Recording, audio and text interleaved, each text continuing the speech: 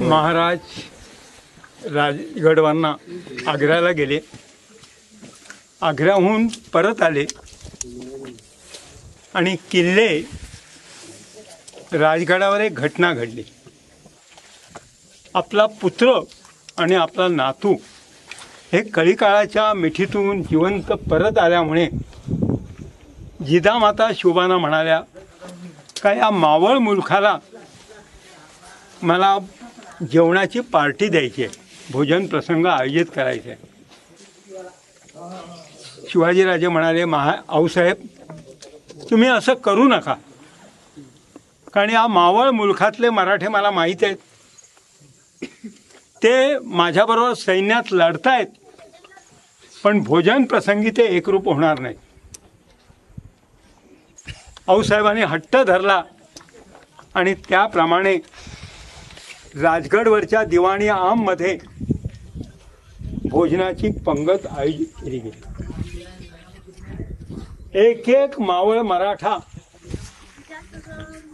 त्या प्रसंगी त्या दरबार हॉलमध्ये यायला लागला आणि त्यातले दोघं तिघं पुढे आल्यानंतर त्यांनी बघितलं दुतर्फा पंगत मांडलेली आहे आणि मध्ये एक चौरंग आणि बसायला गादी ठेवलेली आहे.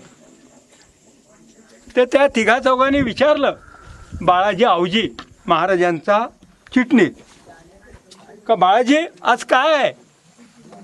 तो म्हणाला राजे आणि त्यांचा मुलगा संभाजीराजे हे आग्र्याहून जिवंत आल्यामुळे का आज भोजन प्रसंग आहे. ते म्हणाले ते माहीत आहे, परंतु समोरचं उच्चासन कोणाला. म्हणाला अलबत महाराजांना. ते चौघही चिडले, यांना महाराज कोणी केलं. आम्हाला तो मोर्चेलाचा अधिकार निजामशहाने दिला. एकाने सांगितलं आम्हाला अब्दागिरी जी दिलेली आहे ती आदिलशहाने दिलेली आहे. एकाने सांगितलं आम्हाला जो मान मिळालेला आहे तो कुतुबशहाकडनं मिळाला आहे, यांना कोणाकडनं मान मिळाला. आणि अशी थोडीशी गडबड झाली. महाराज दुसऱ्या दरवाजातून आत येताना त्यांनी बघितलं, परंतु रंगाचा बेरंग होऊ न देता ते स्थानापन्न झाले. हे चौघही निघून गेले. सर्वांनी माना खाली घातल्या. भोजन प्रसंग आटोपला. वामकुक्षीनंतर राजगडच्या बाले किल्ल्यावर सगळ्या सिव्हिल ऑफिसरना लष्करी ऑफिसरना बोलवलं गेलं आणि त्यांनी विचारलं बाळाजीला बाळाजी दुपारी काय घडलं. तर बाळाजीने सांगितलं असं असं घडलं. मग सगळ्या सभेला विचारलं मग यावर उपाय काय. तर एक निशब्द शांतता बसली, कारण या 12 मावळातले मराठे भांडखोर होते. एकानेही महाराजांना आपली मुलगी दिलेली नाही आहे हे स्वतःला अत्यंत श्रेष्ठ समजत होते. आणि साहजिकच त्यांना भीती होती का राजगड हा 12 मावळामध्ये आपण जर त्यांच्या विरोधात तक्रार केली तर आपल्याला येता जाताना हे लोक ठार मारतील. कोणीच बोलत नाही. बघितल्यानंतर बाळाजी बोलला शिवाजी राजे या शब्दाला छत्रसिंहासन पाहिजे आणि तरच तुम्हाला हे मान देतील. राजाभिषेकाचा निर्णय जो आहे तो किल्ले राजगडवरच्या दिवाणी खासमध्ये घेतला गेलेला आहे. त्याच्यानंतर जर राजाभिषेक करायचा तर इथे नको. राजगडावर 42 ते 70 28 वर्ष ते तिथे होते. आयुष्यातल्या सगळ्या घटना तिथे घडल्या आहेत आणि हे असे भांडखोर लोकांच्या आसमंतात नको.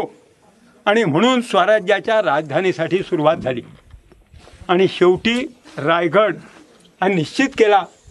कारण रायगड हा पश्चिम समुद्र किनारपट्टीवर आहे.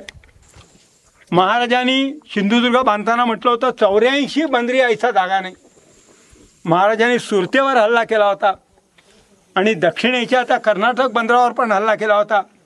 त्यामुळे त्या किनारपट्टीवर 84 बंदरं आहेत. 18 टोपीकरांच्या उरावर शिवलंका अजिंक्य जागा निर्माण केला. ऑल डिफरंट टाईप कॅब्स वापरणारे आयात निर्यात करणारे फॉरेनर्स तिथे आहेत हे महाराजांना माहीत होतं. जर आर्थिक स्थिरता मला पाहिजे तर मला कोकणात जायला पाहिजे. साहजिकच कोकणात मी राजधानी केल्यानंतर तिथे बंदरांवर माझा अधिकार राहील. जी काय आयात निर्यात आहे त्याच्यावर मला टॅक्स मिळेल. आणि मी जर सुरत लुटली, जालना लुटलं, धारवाड लुटलं तर म्हणतील हा राजा लुटारू आहे, त्यामुळे मी राजाभिषेक करून घेणार आहे. तर मला आर्थिक स्थिरतेसाठी व्यापारात उतरणं भाग. आणि त्याच्यानंतर 70मध्ये या बाजारपेठी. बाजार याचा अर्थ किरकोळ विक्री, पेठ याचा अर्थ घाऊक विक्री. हा बाजारही नाही, हे पेठही नाही, हा हुजूर बाजार आहे, royal market, just like bargaining counter. 3 नंबरचा दुकानदार आहे तो झाशीचा आहे, 13 नंबरचा तो जालन्याचा आहे, 23 नंबरचा आहे धारवाडचा आहे. त्या 13 नंबरच्या जालन्याच्या दुकानदाराने दाभोळ बंदरामध्ये पोर्तुगीजांकडनं रेशीम घेतलं आहे. त्या गठड्या तिथल्या गोडाऊनमध्ये आहेत, त्याचं फक्त सॅम्पल 13 नंबरमध्ये आलं आहे. आणि एका वेळेला 44 या दुकानामध्ये बातमी पसरली तर अशा अशा प्रकारचा आवक झालेली आहे आणि ती त्या जालन्याच्या व्यापाऱ्यांनी केलेली आहे. हा 3 नंबर आणि 23 नंबरला ते रेशीम पाहिजे होतं. ते दोघंही त्याच्या दालनामध्ये पहिल्या खोलीत गेले, सगळ्या गप्पा वगैरे मारल्या आणि त्यांनी म्हटलं, अरे असं असं तू घेतलंय? तो म्हणाला, हे बघा हे सॅम्पल आहे. तर काय दर आहे? तर 50 गठड्यांना 500 रुपये पडणार आहेत. त्या 3 नंबरने सांगितलं मला 500 पाहिजे आहेत. तो म्हणाला तुला 10 रुपये कमी करतो. आणि 23 नंबर म्हणाला मला 30 पाहिजे आहेत तर तुला 5 रुपये. हे जे बार्गेनिंग आहे हे पहिल्या रूममध्ये झालं. इथे ही मधली जी रूम आहे ते एका रूममध्ये कागदपत्र होते आणि एका रूममध्ये जुजबी अमाऊंट होती आणि मागची जी रूम आहे ती जेवण करण्यासाठी होती.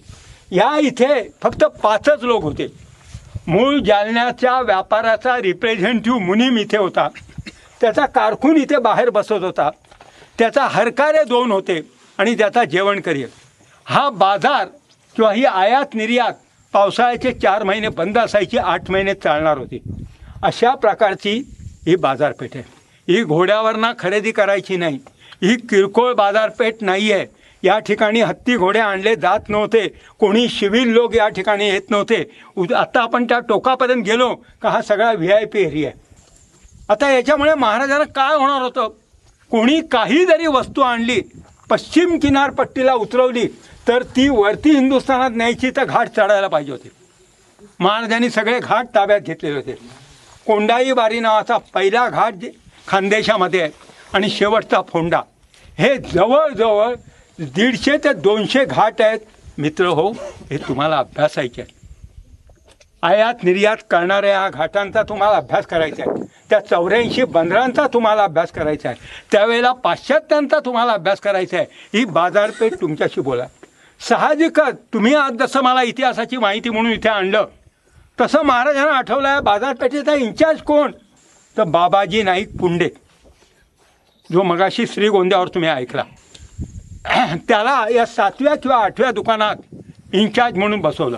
इथे काही स्ट्रगल झालं तरी ते तू सॉल्व करायचं, राजापर्यंत आलं नाही पाहिजे, कारण हे लोक VIP आहेत. हे सगळीकडनं येणारे आहेत हिंदुस्थानात ना, कारण अशा प्रकारची ही पेठ पहिली जिथे चालू होते. आणि साहजिकच याने विचार काय केला, माझ्यासारख्या एका सामान्य माणसाला राजांच्या बाजारपेठेचा प्रमुख नेमलाय, हे कोणामुळे घडलं, तर माझ्या आजोबामुळे. त्याचं नाव काय, शेषाप्पा, आणि म्हणून त्याने हा शेषनाग, त्याचा नातू या ठिकाणी आहे हे दर्शविण्यासाठी त्याने हा शेषनाग इथे काढलेला आहे. ही किरकोळ बाजारपेठ नाही आहे, हे खूप रुंद अशी जवळजवळ 90 फुटाची, तर त्याच्या सगळी एकसारखी आहे. 3 दालनं आहेत, सगळी एकसारखी आहे. कोणी स्त्रिया इथे येत नव्हत्या, कोणी किरकोळ खरेदी करत नव्हते. हे फक्त समजा आता त्या 23 नंबरच्याने ते रेशीम घेतलं आणि त्याला त्याने कॅश देतो देणार नाही, तो हुंडी देणार, चेक. ह्या हुंडीचे असंख्य प्रकार आहेत. आपण घरी या, मी तुम्हाला सांगतो शिवकाळात ते चेक देणार. आज जसे चेकचे प्रकार असतात, तर साहजिकच तो 13 नंबरचा जालन्याचा, अरे बाबा तुझा काय माझ्याकडे चेक चालणार नाही. मग 43 नंबरचा जो आहे तो म्हणणार माझी पतपेढी आहे, तो चेक मला आण, मी तुला त्याच्या बदली जी अमाऊंट पाहिजे ती देतो. मी आज जसं पेट्रोल डॉलर किंवा पाऊंड वगैरे बदली करून दिले तशा प्रकारची ही पेठ आहे. दुर्दैवाने हिला यश आलेलं नाही आहे. उत्खननामध्ये इथे ज्या काही वस्तू सापडल्या त्या वस्तू हे नंबरिंग करून त्याने जर नमूद केलं असतं तर जालन्याचा कोण, धारवाडचा कोण, बेळगावचा कोण, अशा असंख्य पेट्या आहेत. व्यापारावर शिवकाळातल्या माझी ऑथॉरिटी आहे. आणि तुमच्यापैकी आता पुण्यावरून आलेल्यापैकी एकाने कोणीतरी त्याच्यातलं ते एकच राहिलेलं पुस्तक आता घेतलेलं आहे, बाकी घरी आहेत. पुण्यावरूनच आलेत ना ते. हां, तर त्यांच्याकडे हुजूर बाजार म्हणून त्याच्यात त्यावेळेचं चलन, आयात निर्यात, वजनं मापं, त्या व्यापाऱ्यांची आडनावं, अशा प्रकारची खूप दुर्मिळ माहिती आहे आणि या पेठेविषयी सुद्धा खूप माहिती आहे. चला आपण मंदिरात जाऊ. हा प्रोटेक्टेड एरिया आहे. याच्या पलीकडे सगळे VIP होते. बाजारात वगैरे इतरांना अलाव नव्हता. याच्या पुढे आता आपण चाललो तर उजवीकडे जे तुम्हाला बंगले दिसतील ते त्यावेळची ब्राह्मण आळी आहे आणि लेफ्ट साईडची जी आहे ते सिव्हिल ऑफिसर, फडणीस, पोतनीस, चिटणीस अशी जवळजवळ 70 ते 75 ती घरं आहेत आणि ही जवळजवळ 30 ते 40 घरं आहेत. दोघांची पाण्याची वगैरे व्यवस्था निरनिराळी केलेली आहे. तर आता त्या घरांकडे काही उत्खनन झालेलं आहे. तिथे त्यांना काही स्पेसिमन मिळाले, ते जर त्यांनी दाखवले असते किंवा मांडले असते तर आपल्याला त्याच्याविषयी आणखी बोलता आलं असतं. आता आपण जगदीश्वर मंदिरात जाऊया.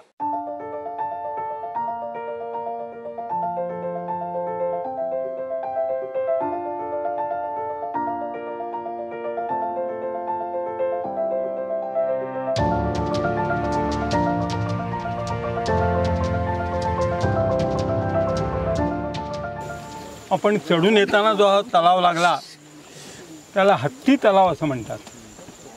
हत्ती इतक्यासाठी म्हणतात का एखादी कोणती मोठी गोष्ट दिसली कारण आपण तिला हत्तीची उपमा देतो, एवढंच कारण आहे. तिथे काही हत्ती धुतले जात वगैरे नव्हते. आपण नंतर जो बघितला गंगासागर, आत्ता जो बघितला कुशावर्त, हा चौथा कोळीम तलाव. याचं कोळीम तलाव हे नाव पडण्याचं कारण असं आहे काय हा कधीही आटत नाही आणि याचं ज्या वेळेला साफसफाई झाली त्यावेळेला पाणी शेंदून कोकणामध्ये जसं काढतात तशी एक प्रकारची विशिष्ट भांडी लाकडाची किंवा त्या माडाची, त्याला कोळमं असं म्हणतात, ती इथे मिळाली होती म्हणून कदाचित असेल किंवा आणखी जर काय. तुम्ही ज्या बाजूने उभ्या आहात त्या बाजूला त्याला अशी खोल भुयार आहे, म्हणजे लेणी वगैरे आहेत, त्या कधीतरी त्या बाजूला जाऊन बघा. आणखी एक वैशिष्ट्य सांगतो का तुम्ही परत कधी आलात तर जरा खाली उतरायचं आणि एका पर्टिक्युलर त्या दगडाच्या जवळजवळ पासमध्ये गेला तिथे आणि तुम्ही मोठ्याने तुम्हाला हाक मारलीत का तुम्हाला त्याचा प्रतिध्वनी ताबडतोब ऐकायला मिळेल. इतका तिथे म्हणजे आजही तो आपल्याला हे होतं. हा कोळीम. आणि शेवटी काळा हौद आहे, तिकडे आपण काही जाणार नाही आहोत. तो त्या बाजूला अगदी पुढे आणि त्याचं पाणी नेहमी काळं असतं, ते कधीही आटत नाही, तो कायम स्वरूपाचा असतो. हा समोरचा लिंगाणा आणि त्याच्या उजवीकडे जी आहे ती सिंहपूर नाळ कोकणात उतरते. डावीकडे जी आहे ती बोराट्याची नाळ. पायथ्याला त्या ठिकाणी वारंगी नावाचं गाव आहे. त्या वारंगी गावामध्ये महाराजांच्या पूजेतला जगदीश्वर आजही 21व्या शतकात तुम्हाला ती शिवपिंडी बघायला मिळेल. ती कथा आता मी तुम्हाला सांगणार आहे.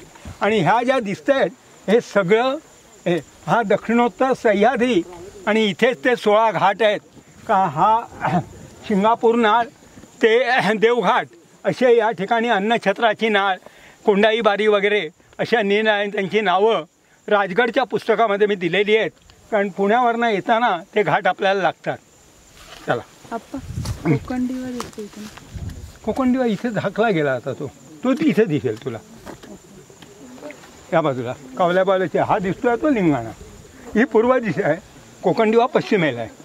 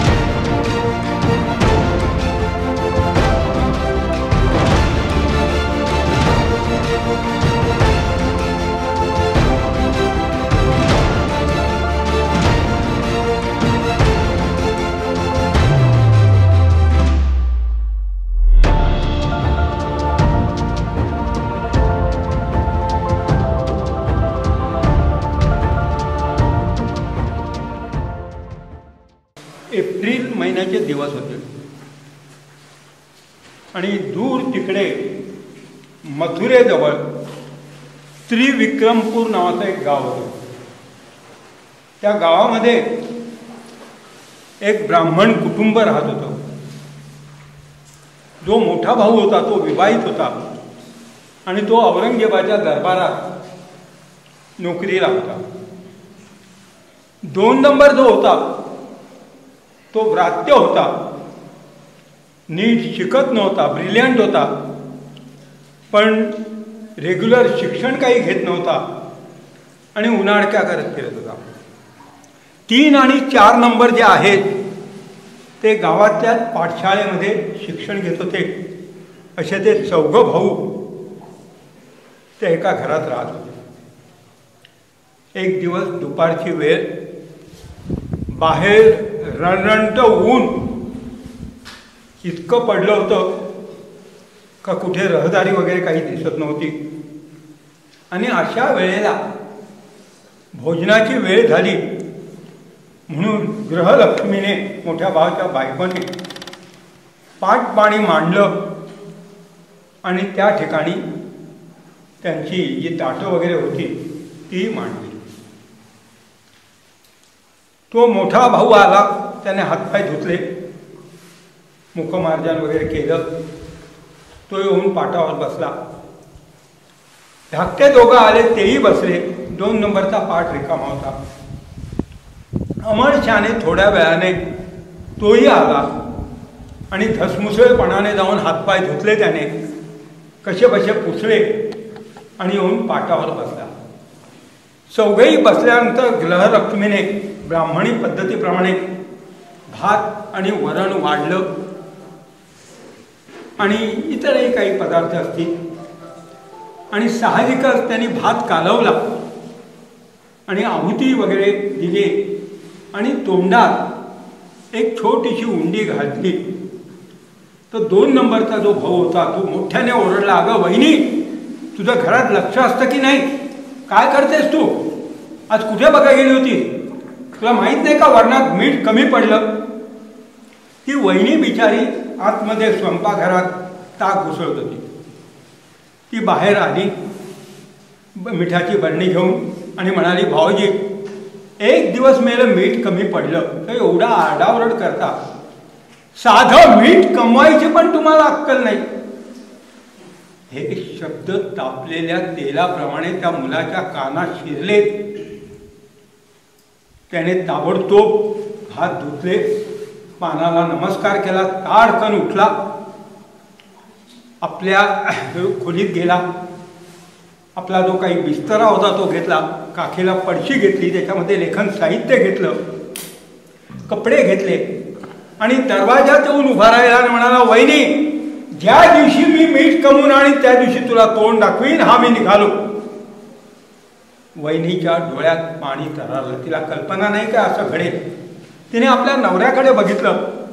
तो खाली मान घालून जेवत होता, कारण त्याला माहीत होतं त्याला थांबवणं काही आपल्याला शक्य नाही. आणि हा हा म्हणता तो दरवाजाच्या बाहेर दिसायचा झाला. वहिनी दरवाजाकडे आली.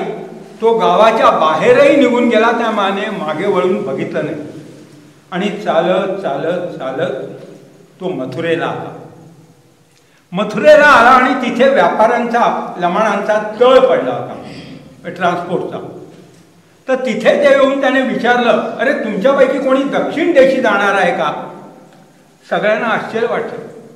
आखूड धोतर नेसलेला एक ब्राह्मण पुत्र, उत्तरीय अंगावर आहे, काखेमध्ये त्याच्या पडशी आहे, त्याची ती धोळी वगैरे आहे. आणि अशा वेळेला हा विचारतोय, दक्षिणेमध्ये कोणी जाणार आहे का? इतका दूरचा प्रवास हा मुलगा करणार आहे का? तर ते म्हणाले, आम्ही नाही, परंतु पलीकडे जो लाख्या लमाण आहे त्याला जुन्नरचं भाडं मिळालं आहे, तो जाणार आहे. तो म्हणाला, ठीक आहे. तो त्या लाख्याकडे गेला आणि त्याने सांगितलं, तू दक्षिणेकडे जाणार आहेस? हो. तो म्हणाला, मलाही यायचं आहे. तो म्हणाला, येईनाच बापडा. आणि त्याप्रमाणे उदयी सकाळ झाली आणि तो त्यांच्याबरोबर प्रवासाला निघाला. तो लाख्या, तो ब्राह्मण पुत्र असल्यामुळे त्याला शिधा द्यायचा आणि तो शिधा तो कधी शिजवून तर कधी सुका तो खात होता. आणि साधारण 1.5 महिन्याने तो जुन्नरला आला. तो लाख्या म्हणाला, मला इथलं ट्रान्सपोर्टचं भाडं मिळालं आहे, आता मी परत जाणार आहे. तो म्हणाला ठीक आहे. तो बाजारपेठेत गेला आणि त्याने विचारलं, या दक्षिण देशी शिवाजी राजे नावाचे जे राजे होते ते कुठे राहतात? तर सगळे म्हणाले, ते राजे मावळ मुलखातल्या त्या याच्यावर होते, बिरमदेव गडावर, राजगडावर. परंतु आत्ता 2-3 वर्ष झाली ते खाली कोकणात गेले. म्हणाला, कोकण कुठे आहे? हा मुलगा होता का, 10-12 वर्षाचा आहे. तर म्हणाले, कोकण जर तुला पाहिजे असेल तर जुन्नरच्या बाजारपेठेमध्ये या नाणेघाट मार्गे तिकडनं किंवा नाणे मावळ मार्गे खाली चौलला जे व्यापारी जाणार आहेत तांडा घेऊन, त्यांच्याबरोबर तू जा.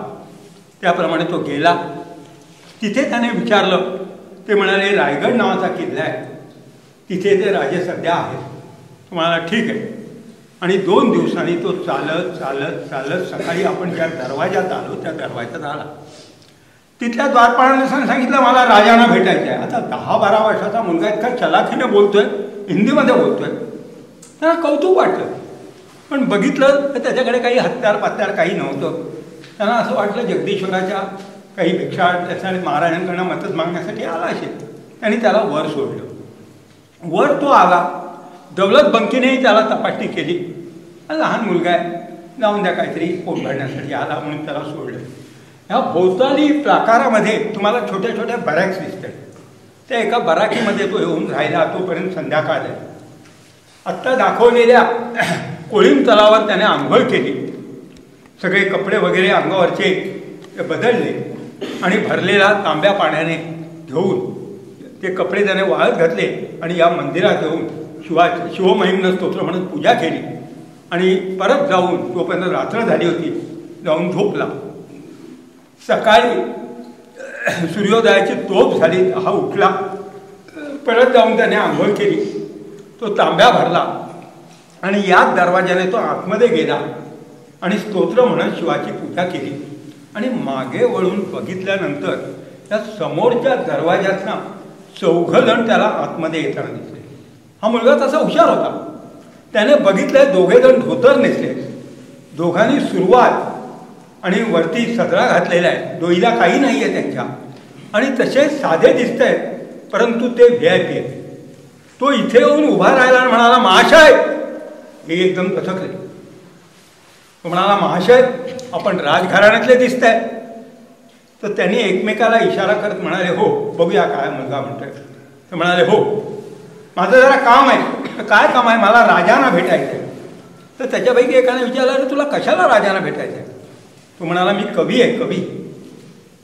सगळ्यांना आश्चर्य वाटलं. एक 10-12 वर्षाचा मुलगा सांगतोय कवी आहे म्हणून. त्यांनी विचारलं, अरे तू काय, कोणतं काव्य केलं आहेस का तुला राजांना ऐकायचं आहे ते? तो म्हणाला, तुम्हाला कशाला ऐकवू? मी राजांना दरबारात ऐकवणार आहे. मग राजा मला बिदागी देतील आणि मी मोठा होणार आहे. ते म्हणाले, नाही, आम्हाला पसंत पडलं तर आम्ही राजांकडे तुझी याचा शिफारस करू. त्याला तो व्यवहार पटला. तो इथं उभा राहिला. एक पाय पुढे टाकला हातातल्या तांब्याखाली आणि त्याने गायला सुरुवात केली. इंद्रजिमी जंबपरा वाड वसू अंबपर रावण सदंबपर रघुकुल राज आहे. पौलवाडी वाहपर शंभूरती नापर जो सहस्र बापर रामद्विज राज आहे. गावा धुमदुंड पर चितामृग झुंड पर भूषण वितुंड पर दैशमृग राज आहे. अरे तेज तमांश पर कामजीवी कौश पर तोमलेंच वंश पर शेर शिवराज है, शेर शिवराज है. सगळे ते एकदम दचकले. बाकीचेही दचकले. एक 12 वर्षाचा मुलगा एवढ्या पहाडी आवाजामध्ये गातोय. त्यांना उत्तर हिंदुस्थानी ही व्रज भाषा येत होती. त्याने ज्याच्यात हे काव्य म्हटलं होतं. त्यांनी त्याला विचारलं, अरे तुझं नाव काय? तो म्हणाला, माझं नाव भूषण आहे. तर मग त्याच्यापैकी एकाने सांगितलं, भूषणा, तू ज्यांना भेटायला आलायस ते शिवाजी राजे तुझ्या समोर आहे. मग तो त्यांच्या जाऊन पाया पडला. महाराजांनी त्याला दरबारात नेला होता आणि इसवी सन 1673 महाराजांना सातारा वगैरे त्या भागावर जायचं होतं आणि महाराजांनी त्याला बक्षीस वगैरे दिलं आणि तो खाली उतरला. जाताना त्याने पेंट पनवेलकडनं मीठ खरेदी केलं आणि लमाणीच्या गोण्या बैलांच्या पाठीवर त्या गोण्या लादल्या आणि तो गेला. मित्रांनो, हे शिवभूषणाच्या त्या काव्यामध्ये ही कथा लिहिलेली आहे. ती कथा या मंदिरात घडलेली आहे. आजही या मंदिराला तुम्ही कान लावले तर तुम्हाला ते शब्द ऐकायला येतील, सेर शिवराज है सेर शिवराज. तेव्हा धर्मदंड पर चितामृग झंड पर भूषण मितुंड पर दैशमृग राज आहे तेज तमांस पर कानजी मी कंस पर तोम लैंस वंश पर सेर शिवराज. हे तुम्हाला इतक्यासाठी ऐकून दाखवलं. गणेशोत्सवामध्ये ट्रेक क्षितिजने आसमंतातल्या मुलांकडनं ही शिवाबावांनी पाठ करून घेतली.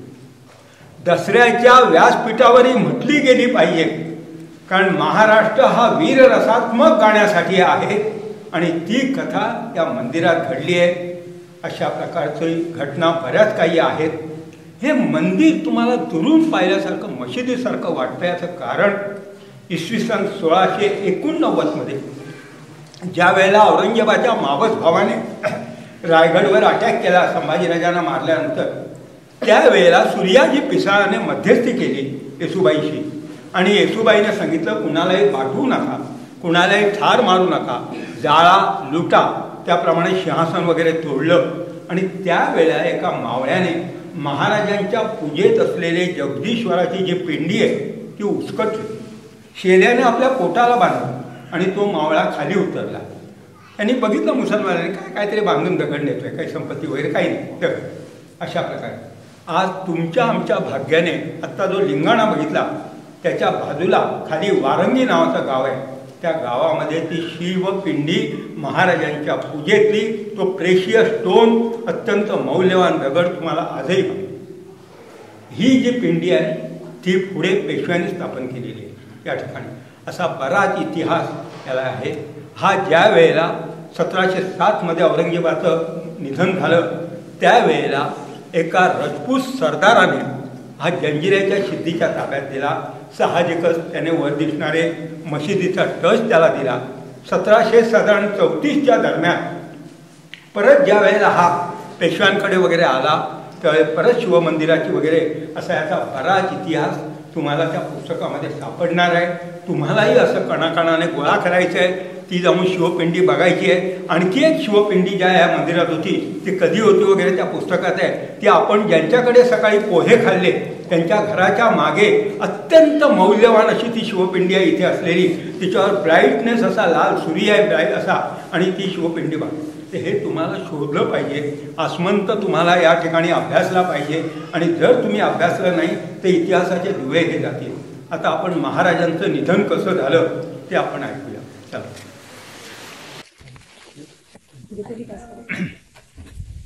जिजामातांचं निधन झाल्यानंतर ग्रहकलाला जी सुरुवात झाली त्याच्यामुळे महाराजांची प्रकृती दिवसेदिवस क्षीण होती.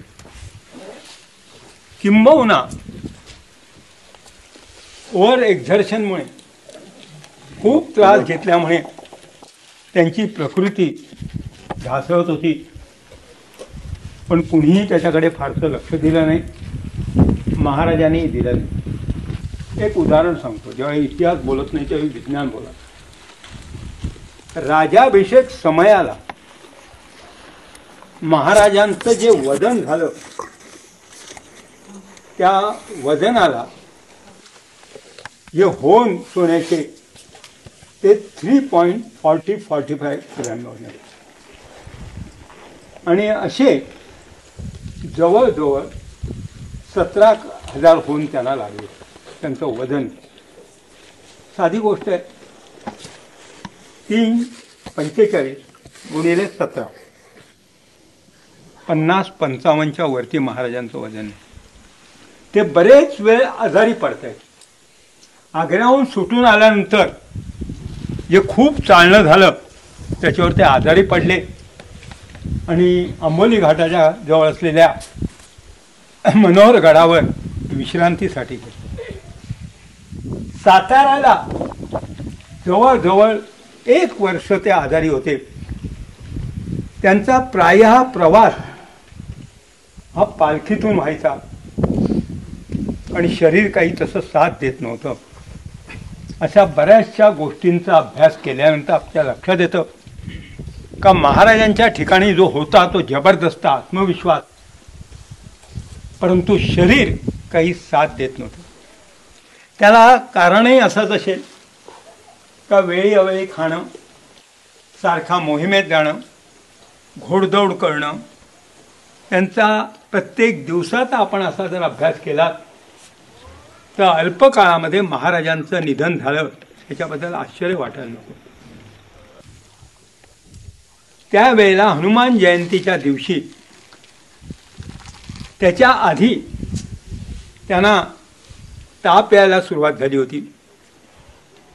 त्याच्यानंतर हनुमान जयंतीच्या दिवशी रक्ताची उलटी झाली आणि दुपारी 2 वाजता त्यांचं निधन झालं.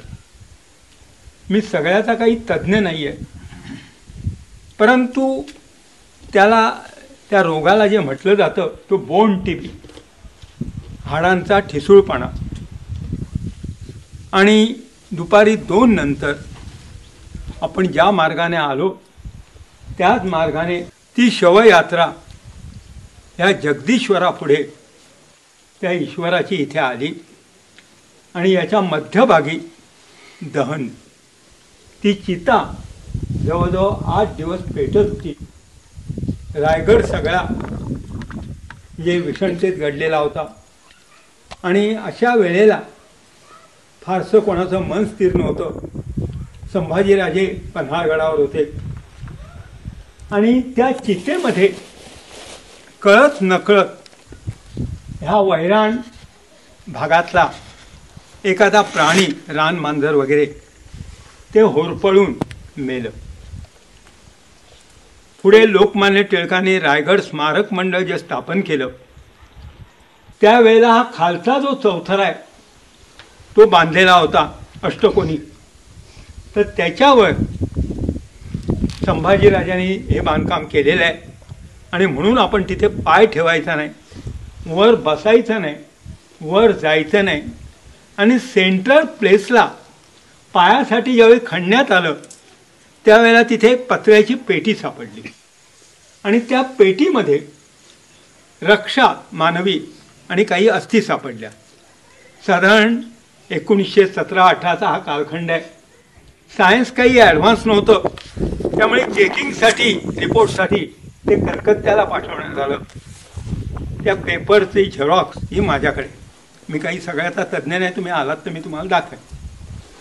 आणि निश्चितपणाने नाही, पण त्याने असं म्हटलं 5-5.5 फूट उंचीचा हा माणूस आहे आणि त्याची ही रक्षा आहे.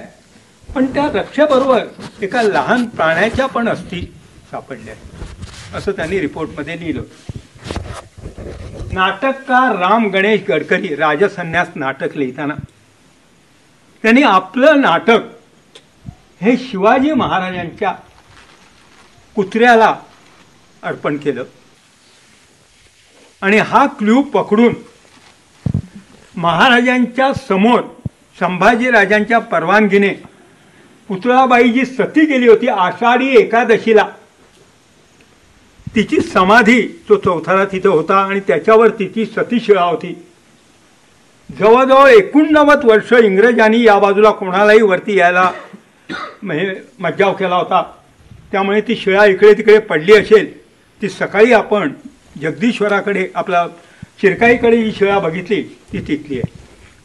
आणि हे उभारताना ज्या वेळेला त्यांच्या लक्षात आलं इथे काहीतरी स्मारक आहे आणि हा कुत्र्याचा जो नाद आहे तो त्या शिवाजीला होता, संभाजीराजांच्या मुलाला, आणि त्याच्या जीवनात घडलेली ही कथा ह्या वाघ्या कुत्र्याची म्हणून यांना जोडली आणि कुत्र्याचं स्मारक. त्याच्यासाठी कॉन्ट्रीब्युशन मागायला गेले.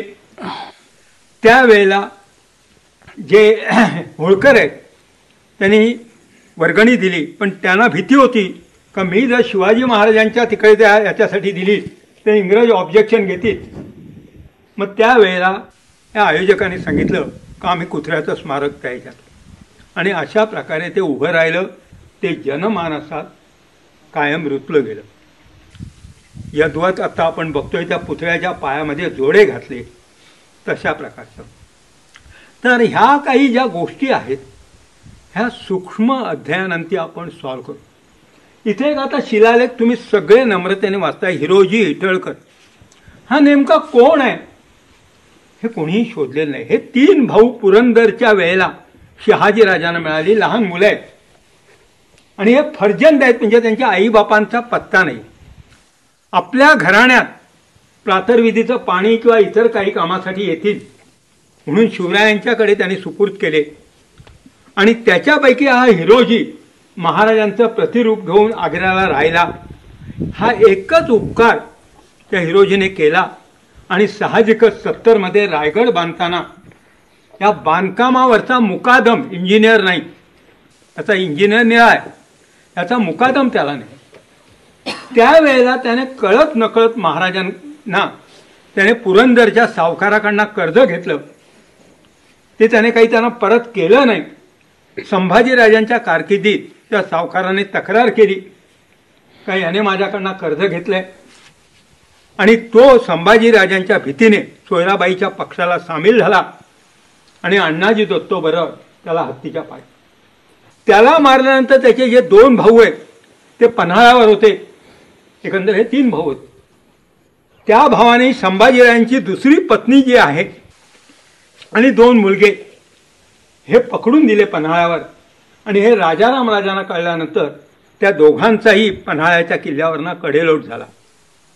हे जे समोर तुम्हाला वास्तू दिसते ही संभाजीराजांनी शिवाजी महाराजांचं वार्षिक श्राद्धासाठी म्हणून या ठिकाणी होम हवन किंवा काही जे असेल त्याच्यासाठी जुनी वास्तू आहे. माझ्या लहानपणापासून मी ती बघतोय. याच्या पुढे तुम्ही गेलात तर तुम्हाला नेहमी सैनिकांच्या बॅरॅक्स दिसतील आणि सैनिकांचे ऑफिस.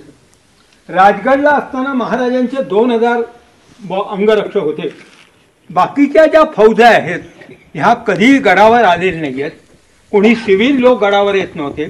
फक्त जे येत होते आपल्या कोणी असे सामान्य लोक येत नव्हते. सगळे मिलिटरी ऑफिसर हे 2000 लोक हे महाराजांबरोबर चालताना निनाळे हत्यारं, निनाळा प्रकारचा पोशाख असं वर्णन सापडतं. हे जवळजवळ अर्धा पाऊण मैल लांब आहे आणि पुढे त्याला भवानी खाली असा कडा आहे. ते भवानी प्रतापगडच्या डिरेक्शनमध्ये आहे म्हणून त्याला भवानी कडा. डावीकडे त्या बाजूला एक ठिकाणी काळा हौद म्हणून आहे.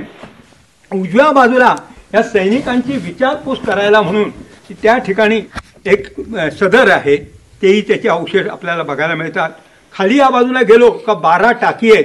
ते पाण्याची लेवल जी आहे ती सगळी एक नाही आहे, कारण एक टाकं खराब झालं तर बाकीचा गन पावडर स्टोरेज आहेत आणि मिलिटरी बॅरॅक्स वगैरे आहेत. ह्या भागाचं उत्खनन वगैरे झालं हे मला माहीत नाही आहे, परंतु आज ना उद्या तिथे तुम्हाला सैनिकांच्या संबंधी, कारण हा सगळा जो आहे तो मिलिटरीचा एरिया आहे, याच्या पलीकडे काही तसं नाही आहे. आणि याच्या इथे उभं राहून समोर बघितलं तर राजगड, तोरणा, लिंगाणा आणि बाकीचे सह्याद्रीची रांग आपल्याला दिसते.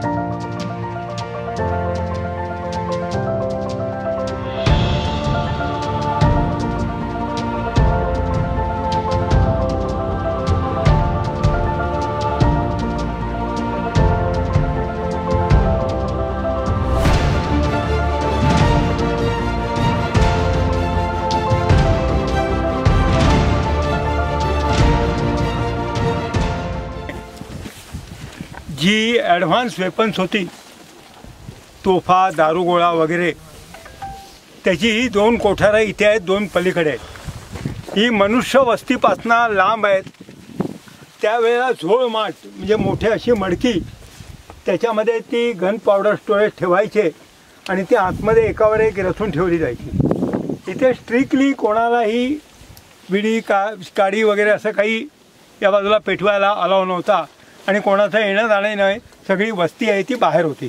काही दुर्दैवाने स्फोट झाला तर धोका होऊ नये म्हणून हे एका बाजूला आहेत आणि पलीकडे आपण आत्ता गेलो होतो तिकडेही 2 आहेत. या ठिकाणी ही जी दारू आहे ही त्यावेळेला हँड ग्रेनेड, तोफा वगैरे.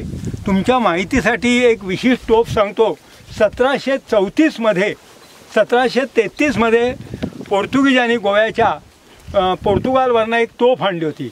ती ॲट ए टाईम 20 शॉट्स सोडायची, जस्ट लाईक बोफर्स याचा. आणि त्याच्यावर त्यांनी सावंतवाडीच्या राजाला जिंकला होता.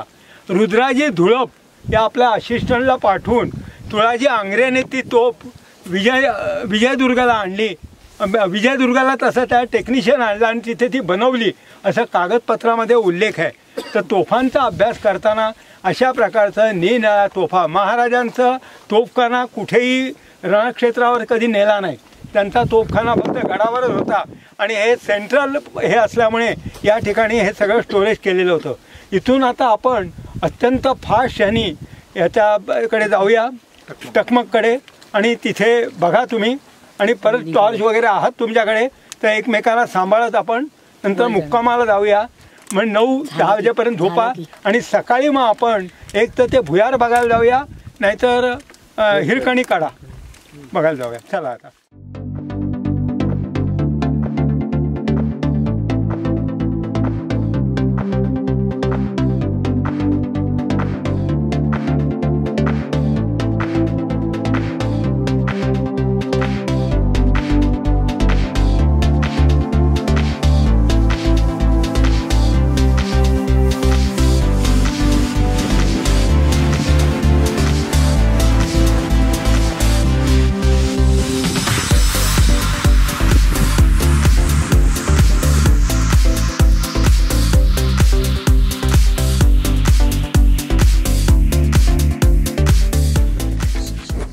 राजाभिषेकाच्या आधीची अशी जी एक सकाळ आणि रायगडावरची सगळी बांधकामं वगैरे पूर्ण झाली होती. आणि महाराजांना सांगितलं गेलं का महाराज आता जे काही बांधकाम झालेलं आहे आपल्या आदेशाप्रमाणे त्याच्यावर एक नजर टाका. आणि अशाच एका प्रातःकाळी महाराज महालातनं उठले. साहजिकच बरोबर त्यांचे सगळे अधिकारी वर्ग वगैरे होता आणि त्यांना पूर्वेकडनं उन्हाची तिरीप लागू नये म्हणून त्यांच्या डोक्यावर छत्री धरणारा त्यांचा छत्रधारी होता. ते सगळे आता आपण ज्या मार्गाने परत जाणार आहोत त्या मार्गाने वरना इथपर्यंत आले. त्यावेळेला हे रेलिंग वगैरे काही असं नव्हतं आणि भोवतालचा आसमंत सगळा निरीक्षण करत कुठे चौक्या बसवायच्या, कुठे पारे बसवायचे वगैरे हे सगळं डिस्कशन करत ते इथपर्यंत आल्यानंतर इकडनं एक पाछाडकडनं वाऱ्याची झुळूक आली आणि अशी गोल गोल गोल गोल फिरत याचा ती जी छत्री धरली होती तर छत्रीत त्या वारा सुटला आणि तो बाहेर फेकला गेला.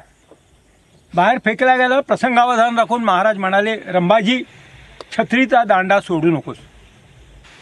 आणि भीतीच्या मरणाच्या भीतीमुळे त्याने त्या दांड्याला गच्च मिठी, आता महाराजांची छत्री मोठी असणार ती, आणि त्याला मिठी मारली आणि ते जी वावटळ होती ती खाली रेंगाळत रेंगाळत खालच्या गावात गेली आणि तिथे तो पडला आणि तो बेशुद्ध झाला. महाराजांनी 2 वरना माणसं पाठवली, त्याला उठवलं वगैरे आणि तो जिवंत आहे बघून याचं महाराजांनाही बरं वाटलं.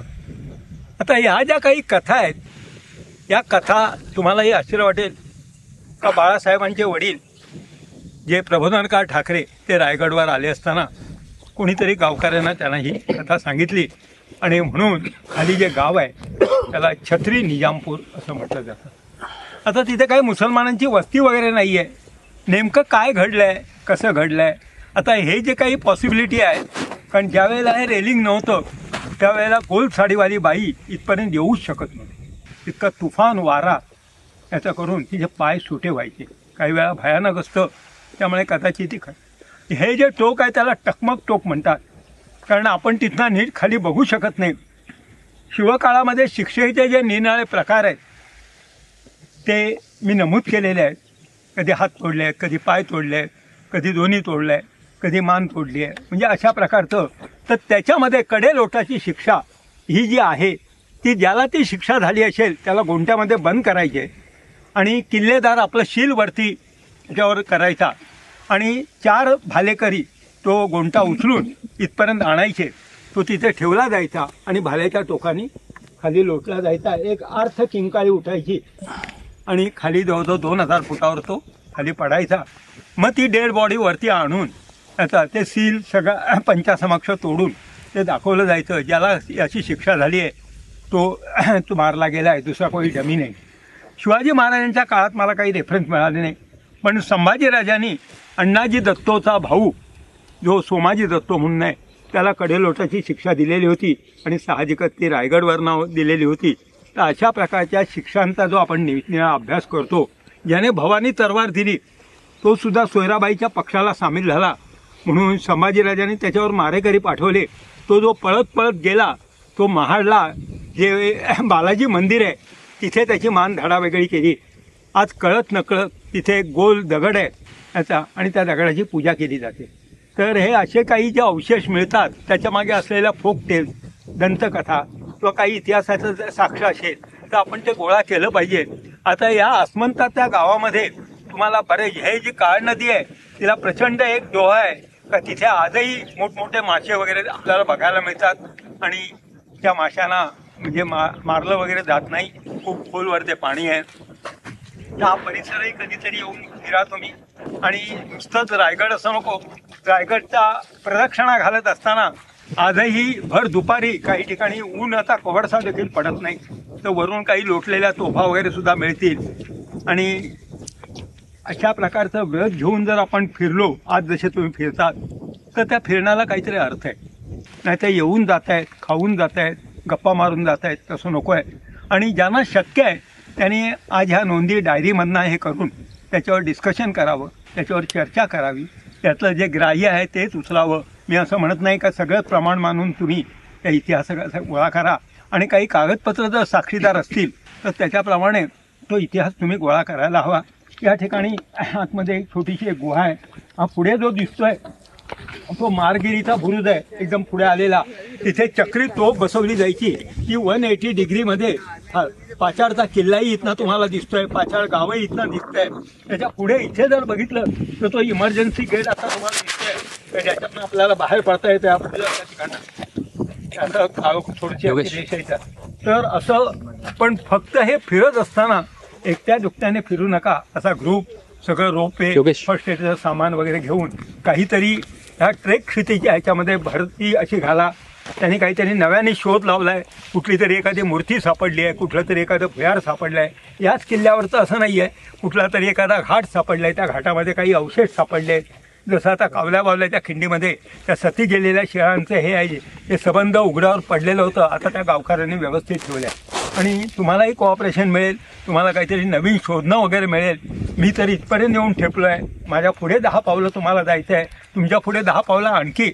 असं जर नाही केलं आपल्या जातीला जे गडदुर्गांचे धारकरी आहे तर ही विद्या अशीच राहणार आहे आणि लोक मात्र खूप येतील परंतु रायगड काही फारसा बोलणार नाही आहे. चला आपण आता निघू. पानसाठी एकदा आपण सगळे टाळ्या वाजवू. आणि आता रात्री आपण गेल्याबरोबर चहा झाला.